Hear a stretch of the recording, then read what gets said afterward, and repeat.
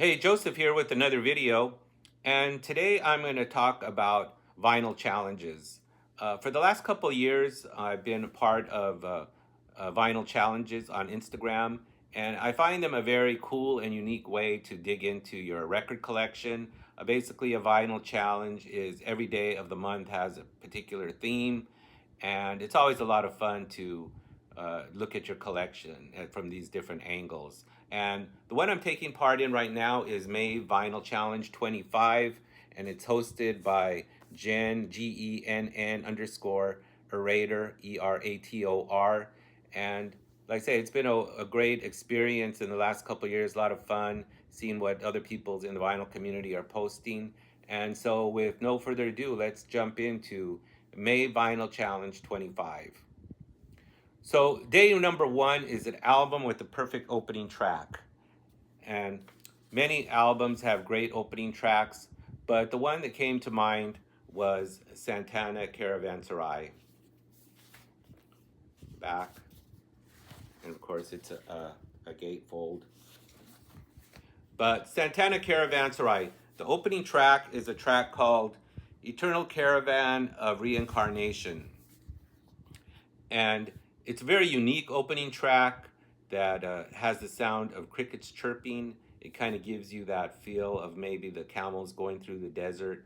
And so the crickets chirp for a while, for maybe about a half a minute or a minute. And then you get the strange tones, saxophone tones of saxophonist Hadley Calaman just blowing some very surreal sounds on his saxophone. And it makes for a perfect, sets the mood for the album as a whole. And I just really love that opening track. But this is such a great album. It's my personal favorite of Santana's albums. It's when Santana was going into a more jazz influenced sound. And the highlight of the album is Song of the Wind, where him and Neil Sean, his guitar is featured, but such a soulful, inspired sounds on Carlos's guitar. This has always been a very inspiring album for me, Santana Caravanserai. Day number two, local shout out, hometown band. I could have gone a lot of different directions with this one because I was born in Los Angeles. So of course, there's many great groups from the Los Angeles area. But while watching the series Bosch on Amazon TV, in one of the episodes, they mentioned Downey, California.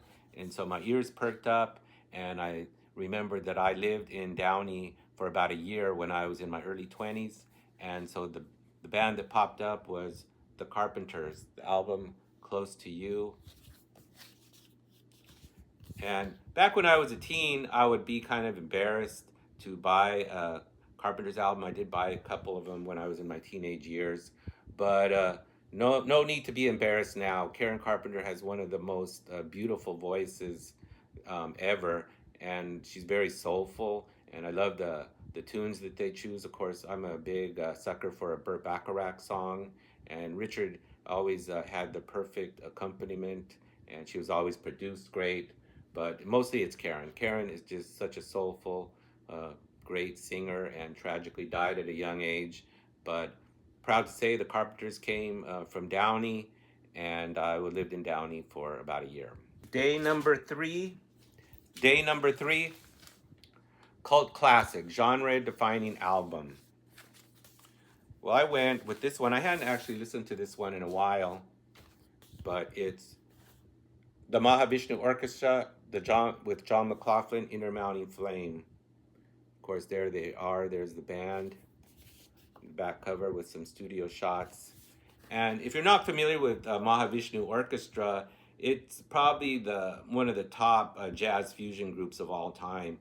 When they came onto the scene, they were just ablaze because with the powerful, inspired guitar of John McLaughlin, the amazing drums of drummer Billy Cobham, violin was Jerry Goodman, and Jan Hammer on keyboards, and Rick Laird on bass.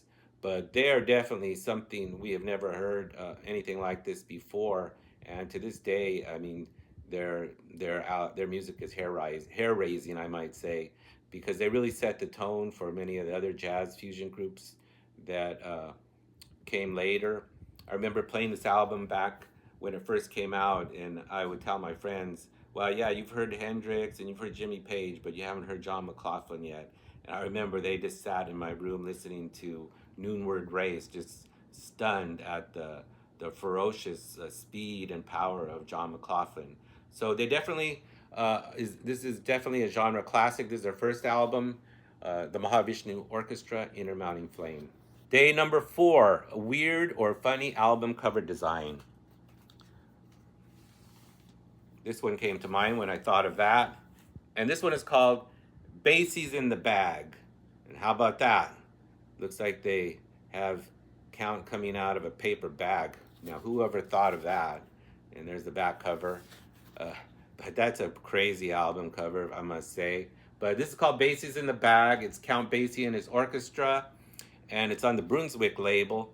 But what it is the Count Basie Orchestra playing soul tunes from the 1960s. They do Mercy, Mercy, Mercy, Mercy, Mercy, Hang On, Sloopy, Going Out of My Head, Ain't Too Proud to Beg, Green Onions. Can you imagine that? Count Basie band doing Green Onions, Knock on Wood.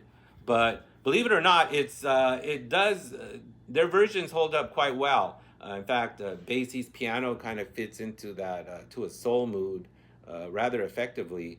And I really enjoy this one. Of course, it's got the classic Basie band of the 60s with guys like Harry Edison, Al Ahrens, Grover Mitchell, Marshall Royal.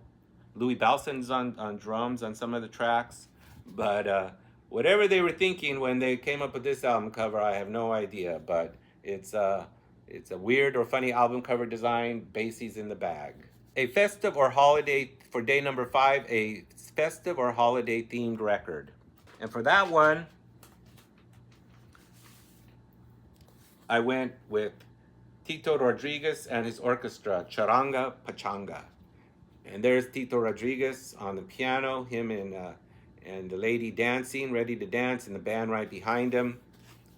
And there's the back album cover. What's unique about this is it's got diagrams on how to do the certain dances to the charanga music. And haven't tried them out yet, but they're there if you want to try dancing. But Tito Rodriguez is an outstanding Latin artist, Puerto Rican. Of course, many of you know Tito Puente. He's the more well-known Tito, but Tito Rodriguez was a well-respected, wonderful vocalist, and he always had amazing bands throughout the late 50s into the 60s, I believe, and even into the 70s. But this here, they're playing a charanga style, which is a mixture of strings and flutes primarily. And it's a great, fun sounding music, very happy sounding. And I like that album cover quite a bit because it definitely fits the theme as a festive or holiday themed record, because they definitely look festive. Tito Rodriguez and his orchestra, Charanga Pachanga. Day number 6, a vinyl and drink pairing. For this one, I went with the Paul Desmond Quartet live in Toronto. And the reason that fits the theme is there you got Paul with a cup of coffee. And I'm also a big coffee drinker, so why not? Why not join Paul Desmond for a cup of coffee and listen to this outstanding album? There's Paul wearing kind of almost like a coat there. And it's the gatefold. And this is on the Horizon label. It's a double album, and he's got an excellent quartet here. Of course, it's Paul on alto, Ed Bickert on electric guitar. Very beautiful guitar player, kind of under the radar, but he was from Canada, as I believe most of these musicians were. Jerry Fuller on drums and Don Thompson. But they do some great versions, recorded live. Wendy, a composition by Paul, Wave, of course, by Joe Beam, Things Ain't What They Used to Be, Carnival, Here's That Rainy Day. But hey, if you're going to share a beverage with somebody, why not share with Paul Desmond and a cup of some good coffee, and you're good to go. Paul Desmond Quartet. Day number 7, a 7-inch with a better B-side than an A-side. And with that, I went with something very close to home. Of course, it's a 45 that nobody has probably heard of, but it's by Gabriel Lopez and the Preludes. And what's very unique about this one is when I was in my late teens into my early 20s, I played trumpet with a local band from Santa Ana, California, and they were called Junior and the Preludes. We played a mixture of Tejano music, uh, soul oldies, and top 40. And like I say, I played the trumpet in the band, and occasionally we would do recordings. And this is one of them. In fact, it's not designated side A and side B, but I'll just call side B Lagrimas, and that's one of the ones we did. It's like in a soul, oldies but goodies, lowrider style, and I pulled it out and actually listened to it yesterday and was quite impressed. In fact, it's up on YouTube in a couple different versions, and people seem to really like it. So, anyways, it's me playing trumpet on here, some background, and it's Gabriel Lopez and the Preludes Lagrimas. So that's a look at the first week of the May Vinyl Challenge 25. Anyways, let me know if you guys enjoy vinyl challenges, and let me know of some of the ones that you're involved with.